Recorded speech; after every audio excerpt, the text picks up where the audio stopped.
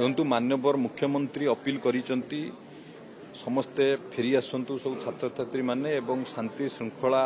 किभली भाव में फेरी आसो माननीय मुख्यमंत्री अपील करिसेंती एवं किट कर्तृपक्षर जो भली भाव में छात्र छात्री मान को व्यवहार ये एक निंदनीय घटना कारण छात्र छात्री माने हेले आम देशर भविष्य एभली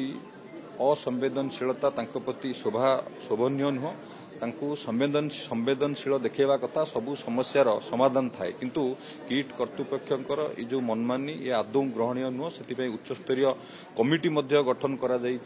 एसीएस होम काली किट कैंपस को जाइथिले से ताको पुंखानुपुंख भाव तदंत करुचंती एवं तदंत पुंखानुपुंख कला परे निश्चित भाव में दृढ़ कार्यानुष्ठान ग्रहण करा जिवो एवं गत काली नेपाल टीम आसीथिले आमर हायर एजुकेशन मिनिस्टर एवं आमर हेल्थ मिनिस्टर चीफ सेक्रेटरी आलोचना निश्चित भाव में ये घटना को सरकार गुरुतर सह नहीं एवं सरकार